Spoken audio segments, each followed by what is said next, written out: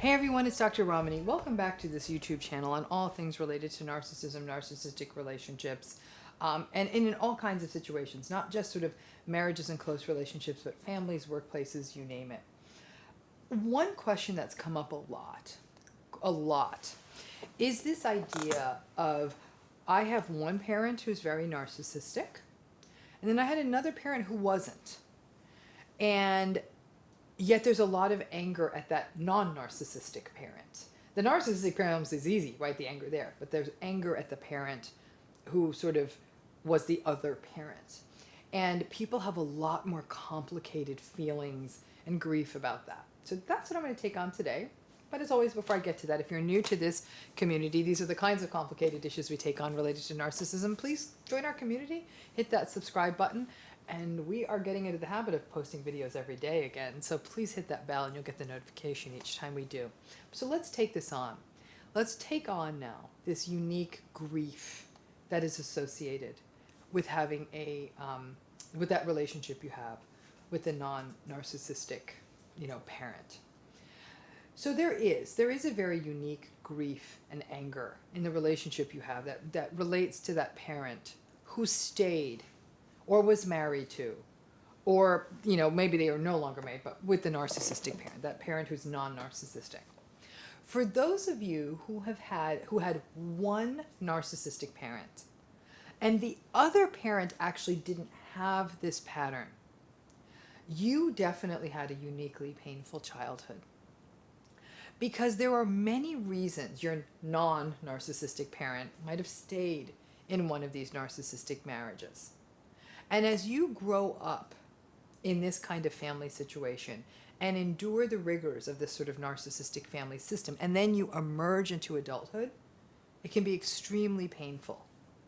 Having one parent who is healthier, I put in quotes, can be an important buffer, absolutely can be an important buffer against narcissistic abuse in childhood.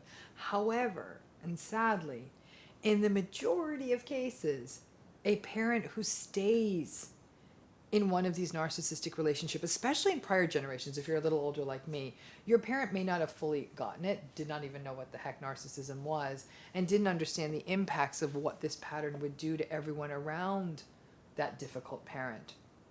So instead of you having a healthy parent, a non-narcissistic parent as it was, who protected you from the other parent who was narcissistic, you actually had a parent who may not have been narcissistic, but who might still have gaslighted you, or who was in denial, or just was simply distracted by their own pain.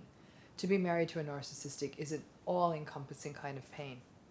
However, at times, this other parent, this so-called healthy parent, may have also gotten it right many times, actually. In fact, you may have remembered really happy times growing up with your healthier parent, especially when the narcissistic parent wasn't home. And then the narcissistic parent would come home from work or whatever, and the joy in the household would immediately end. Just the mere sound of the car pulling into the driveway, or the sound of their key in the door, would be enough to throw the entire household into a state of acute anxiety. The narcissistic parent in that way is sort of the ultimate joy killer. It's as though that narcissistic parent was literally allergic to the joy of the other people in the household, and they wanted to be the sole emotional thermostat. They didn't want to ever see other people be happy. Now what happens is if you grow up like this, one narcissistic, one not narcissistic parent, it's a very cognitively dissonant, complicated space. I would actually argue it's even more complicated. Your relationship with this sort of so-called healthier parent is more complicated than what you had with your narcissistic parent. And because of this, many people will actually find themselves that they remain really angry at the non-narcissistic parent for far longer and a more complicated way than they are angry at their narcissistic parent. And here's where it gets difficult, and so few people get the one thing that they need in these narratives. What they need is that the parent who stayed, the sort of allegedly healthier parent, that they might actually be able to sit and hear your story, your experience of growing up like this, without interrupting you, without defending themselves, without continually doubling down on that cognitive dissonance and that need to justify the narcissistic parent. There are lots of reasons that people, including your parent, stayed in this marriage or this relationship. There is all that usual stuff related to narcissistic abuse. Obviously, your non-narcissistic parent went through. Your non-narcissistic parent may have been confused, may have had diminished self-esteem, been experiencing acute anxiety, guilt, fear of what would happen if they would leave. And certainly, and that's not an unfounded fear when you think about money and custody and all of that. And again, these fears that they may have had, why they stay, why they don't go. Like I said, money, family rejection, cultural issues, concerns for the outcomes of their children. And yeah, in some cases, there's no other way to put it, it was good old-fashioned codependency. That at some level, that non-narcissistic parent did derive some self-esteem and identity from this completely silly belief that they could win over their narcissistic spouse. They could finally get it right, even when it came at the cost of their own children. But whatever the reasons in your family, so if that so-called healthier parent could have just listened to you and just offered some level of understanding, empathy, and not try to explain all of what happened away, but just be able to be with your pain, that would have helped. Because that's the real tragedy in all of this. If you grew up like this in a home with at least one narcissistic parent, it shaped you. And while it no doubt harmed the other parent who had to live in this narcissistic marriage or narcissistic relationship, they were, in most cases, they were adults when they entered the relationship with the narcissist. And in some cases, it's quite possible, because people who come from narcissistic households do often choose narcissistic partners, that your own healthy, so-called healthy parent may have had their own narcissistic parents. So they were not equipped to make a good choice of a partner easily, or their partner might have been chosen for them, depending on where in the world they grew up and how marriage is constructed in that part of the world. But whatever the construction of this was, this family system shaped you. And the parent who stayed is in fact your parent. They're not your peer. And as painful as it is, in their role as a parent, even if you are an adult, it's their role as a parent to sit with the discomfort that their decision to stay had consequences for you, just as their decision to leave would have had consequences for you. And that's the horrific catch-22 of the narcissistic marriage. You cannot win either way. Kids in these marriages will always be hurt by this dynamic. It gets to be very painful as life goes on. And let's say your sort of non-narcissistic parent stays with that narcissistic parent for all the reasons we just talked about. Now, when you're an adult, them staying together, it's no longer about you, minor children and custody and fears about that. But your parent may still stay for reasons, again, of finances, social or cultural criticism, guilt, or, yep, again, that codependent need that even though you've grown into adulthood, if you had a codependent parent, they may still derive a sense of self from that elusive idea that one day they're going to win over this narcissistic spouse. And sadly, that means interacting with your healthier parent as an adult means that you still then have to face the demon of the difficult parent, the narcissistic parent, because they remain a package deal. Now, in some cases, the non-narcissistic parent did leave. Okay, your parents did get divorced. And that may have both made things easier and worse.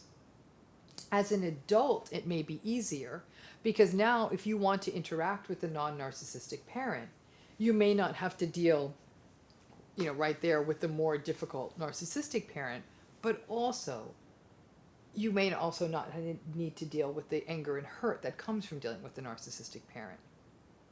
Now, the level of grief and anger at coming from one of these dynamics, from a narcissistic family where both parents weren't narcissistic, is often proportional to how much you were gaslighted or devalued or invalidated or minimized and diminished as a child, and also relates to how little you were protected from those dynamics.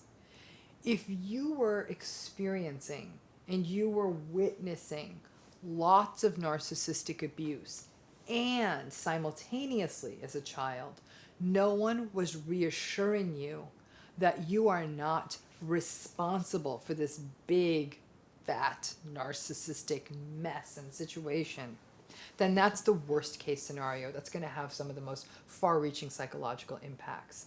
Now, this may very well be the case if you had a parent who was actually putting all the healthier parent, healthier I put in quotes, who was actually protecting the narcissistic parent and saying the usual enabling nonsense about that narcissistic parent. Oh, he had a tough childhood. He is a good provider. Don't take him so seriously. He wants what's best for you. Because those kinds of statements only confirm the confusion that you take into adulthood. It's an awful thing to experience that kind of talk as a child. There can be a real mix of emotions if you come from a situation where your non-narcissistic parent really did try, or if they divorced after you grew into adulthood.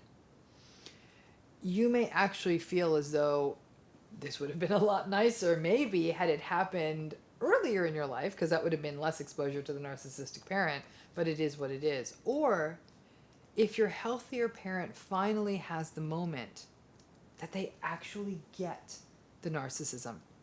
It may feel too little, too late, or you may feel guilt when you hear their story.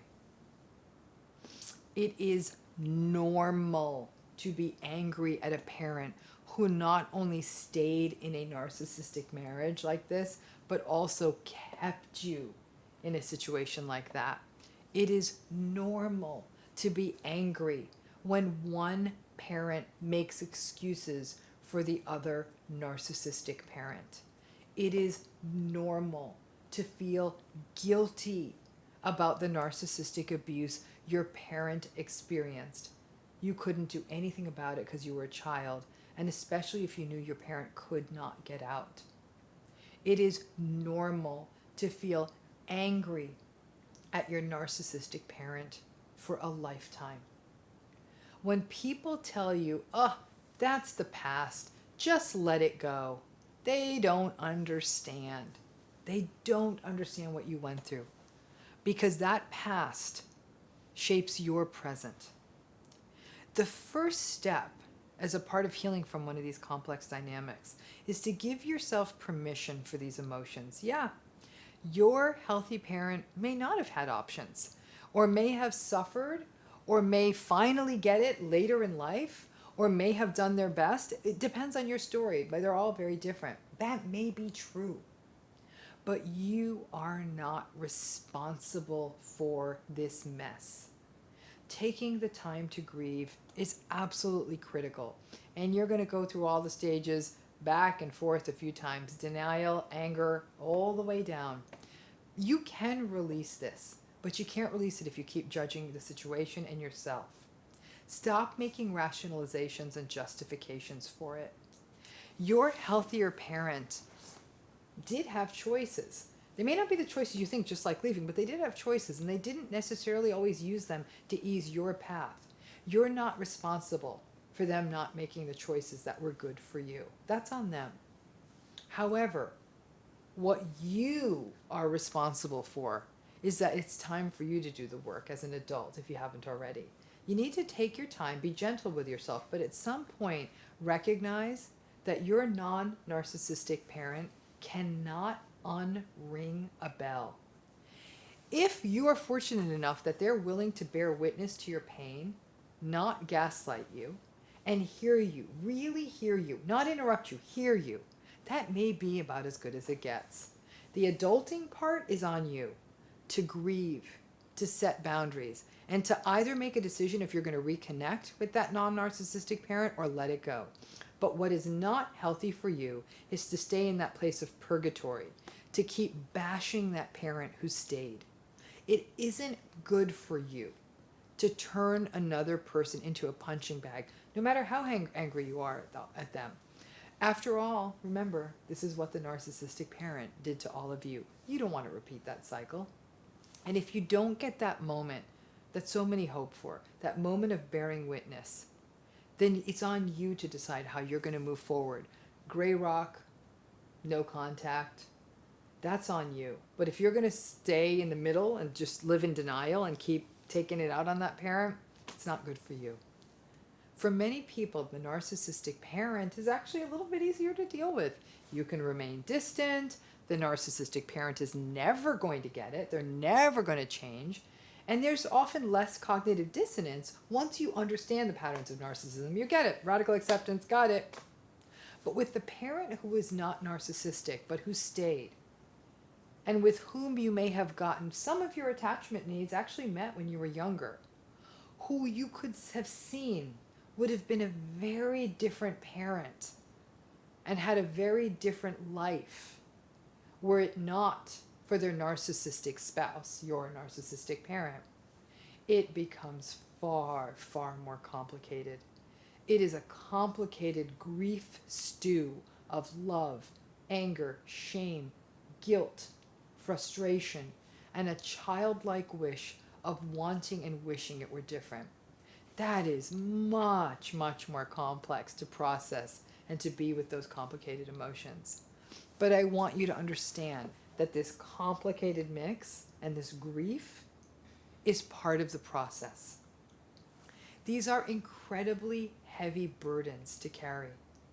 At some point, I do hope that you are able to find the path forward to put that weight down.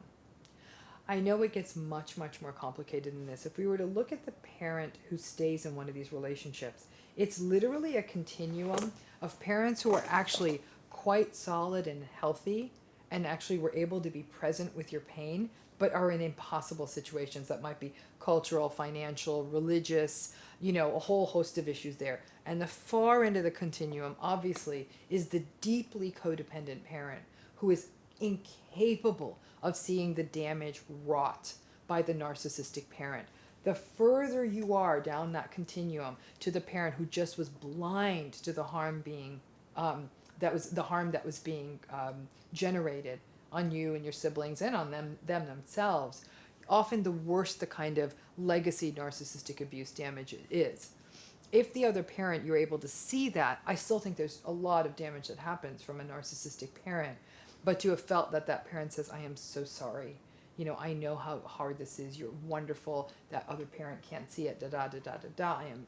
I'm here. And they actually do attempt to cultivate your emotional world. There's a little bit more of a fighting chance there. But nonetheless, there can also be incredible anger at why, how do you get into this situation? There can be just a sense of anger at the world, especially if this is not even a marriage this person chose, or if it is. But it is to understand too that you as an adult, when you can see it now. You're not responsible for what you're not responsible for your parents' choices or your parents' conduct. But this continuum of understanding that not all people who stayed with a narcissistic partner, your narcissistic parent, especially through your childhood, they're not all created equal. And that can really create even more complicated emotions about it as you go into adulthood and try to figure out, how do I be with this parent? Where it's not as simple as, this is my cold narcissistic parent, but this is someone who at times I really deeply love them and they did get me. And to not get lost in that fantasy. What if it had been different? It wasn't different. And that's what you need to work with. It's working with what the story you've got, rather than the story you wish you had. So if you have any thoughts on this, as always, I welcome those in the comments. And I hope this clarified some of these issues. I know it's this is a particularly painful topic for a lot of people. So thanks again for tuning in.